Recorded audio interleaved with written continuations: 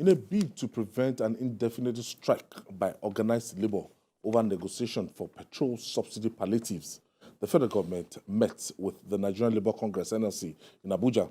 The Minister for Labour and Employment, Simon Lalong, who sent the invites to the leadership of the NLC, said it is important that the union sits with governments to resolve pending matters towards averting disruption to the economy.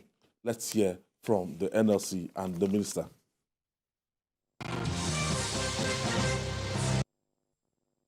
Here, that belief that something will happen, but that doubt, that trust gap is yet to be filled for a long time now, and it calls for lamentation. We agree with you that there is need for productivity and for an all-inclusive engagement. And we talked about the effect of the strike that might have taking place in the last few weeks or months. I think we should look at it from the point of cause and effect. The strike is an effect of a policy that doesn't have much base. There was no strike before the issue of removal of fuel subsidy and promises. In fact, it was the government that said, ask for palliative, ask for wage. And we have asked for it. We couldn't get any. I appear before you today not just as a representative of the government, but as an advocate for constructive dialogue, aspiring to understand your concerns and working hand in hand to find lasting solutions that benefit all Nigerians. I fully acknowledge and appreciate the invaluable role the NLC plays in championing for the rights and welfare of our workers. Your dedication and tireless advocacy have been critical in shaping a fair and inclusive work environment and ensuring the well-being of our workforce. We acknowledge the valid grievances that have fueled the recent labor crisis, and we are committed to addressing them in a just and equitable manner.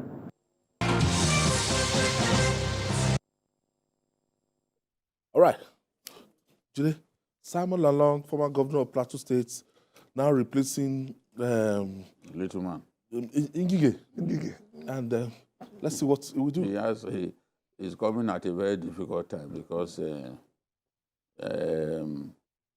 the former leadership of NLC was much more sedate, much more... The Abdullahi Waba. Yes, much more peace-loving than the current leadership. You can see, although he has toned down on the rhetoric. Yes, you know, we condemn him here that, look, we've had labor leaders in Soshomole and the rest. They were not talking like this, and yet they got the job done. So he has, Hassan Sumon, the greatest of them all. But he has come down now. We no longer see him using those insults, those vile words that I was using in the past. But now, Lalong must know that Labour has a responsibility to deliver the best for its members. The workers, yeah. And they have a man now who is determined to let everyone know that he's not ready to play. So you just have to get the job done. Where Ayuba Waba will be polite, this person is not prepared to be polite. And he has every reason to even be angry.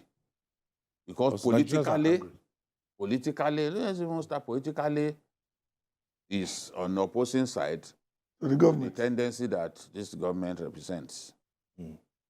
Somebody who can attend political rallies of a particular presidential candidate, you know where his interest is. So he's already self-motivated to fight them. He's already self-motivated to fight them. And that's why the promises that they have made, they must settle down and fulfill those promises. Yeah. Nobody will continue to blame Ajero if he continues to take these people on, or he wants to bring workers out for another round of strikes. Government has to do its own duty. People are going through a lot. People are suffering. Take steps that will alleviate these sufferings. Once you do Concrete that, stuff. Ajero will have nothing to complain Agitate. about. He will merely just wait for another election where he can, of course, support his candidate again. But to not do what You promised. you promised, whereas a committee was set up, it's not what NLC wants to hear. They want to see concrete steps. And I am on their side on this matter.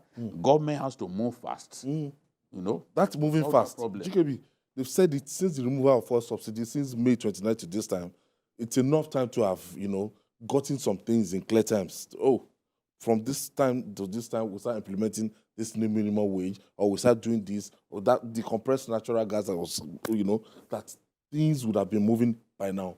A lot of people feel that these things are not forthcoming. Yeah, a lot of people feel that the government is overwhelmed in trying to do the deliverables.